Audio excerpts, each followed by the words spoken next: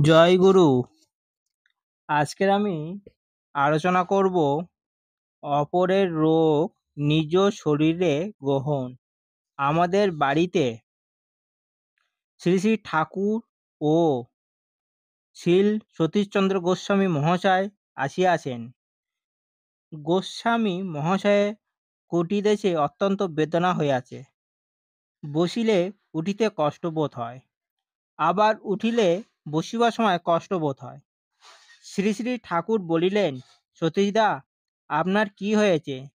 সতীশ প্রভু শ্রী শ্রী ঠাকুরের পদ্ম দুখানি দুই হস্তে স্পর্শ করিয়া বলিলেন, আপনি আজ সে কথা জিজ্ঞাসা করবেন না।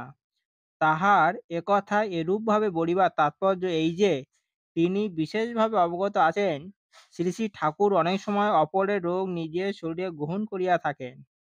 সেই জন্য তিনি তাহার এই বেদনার কথা শ্রী শ্রী ঠাকুরকে জানাইতে চাহেন না। তাহার পর তাহারা দয়া করিয়া কিঞ্চিৎ জলযোগ করিতে বসিলেন।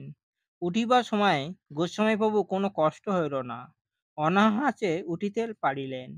তাহার বেদনা হঠাৎ এই কয়েক মিনিটের মধ্যে ছাড়িয়া গিয়াছে, কিন্তু শ্রী শ্রী ঠাকুরের কোমরে এত বেদনা হইল যে উপবিষ্ট অবস্থায় হইতে উঠিতে যাইয়া তিনি বড় কষ্ট পাইলেন। গোস্বামী মহাশয় বলিলেন, আমি তখন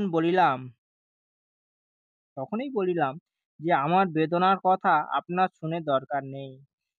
এই দেখুন, এমন এখন আমার ব্যথা ছেড়ে গিয়ে আপনার হলো। তিনি ইচ্ছা না করিলেও অনেক সময় মনোযোগে আকৃষ্ট হইলে ঐরূপ অপরের রোগ যন্ত্রণা তাহার দেহে প্রকাশ পাইতে দেখা যায়। ১৩২৭ সালে বৈশাখ মাসে সৎসঙ্গ বাড়িতে যাইয়া দেখিলাম অপরাহ্নে শ্রী শ্রী ঠাকুর অল্প একটু করিয়া জ্বর হইতেছে। প্রায় ১ মাস নানারূপ চিকিৎসা জ্বরে ছাড়ে নাই।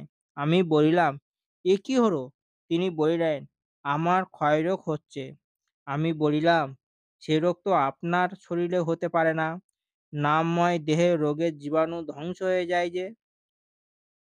তিনি বলিলেন, একজনের ওই রোগ হয়েছিল, সে প্রার্থনা করল, তুমি আমার এই রোগটি লও, আমি সহ্য করতে পারব না, তুমি পারবে, এই বলে প্রার্থনা ও ধ্যান করে, তাই এইরূপ হয়েছে।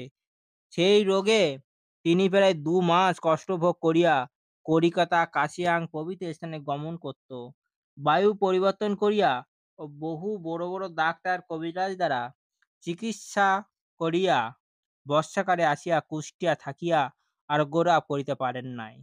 শেষে সৎসঙ্গ বাটিতে আসিয়া নিরাময় হইলেন নিজের ব্যবস্থা মতে মহারাজের ঔষধে। এক সময় একজন উচ্চ বংশীয়া ভদ্রমহিলা কটকে অবস্থানকালে তাহার একটি সন্তানের কঠিন রক্তমাশয় রোগে হতাশা অবস্থায় বড়ই আকুল প্রাণে প্রার্থনা করিয়াছিলেন, ঠাকুর, দয়া করিয়া ইহাকে রোগমুক্ত করিয়া দাও। পত্র দ্বারা ও সংবাদ দিয়াছিলেন। সেই সময়ে আমি সৎসঙ্গ বাটিতে শ্রী শ্রী ঠাকুরের নিকটে ছিলাম। শ্রী শ্রী ঠাকুরের রক্ত আমেশা হইল। বলিলাম, ই আবার কি হলো? তিনি বলিলেন, কটকে বড় আকুলভাবে প্রার্থনা করছেন, বোধহয় তাইতেই এইরূপ হয়েছে। আমাদেরও তাহাই অনুমান হইল।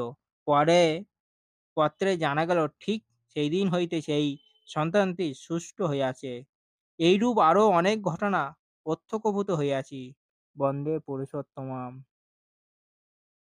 জয় গুরু।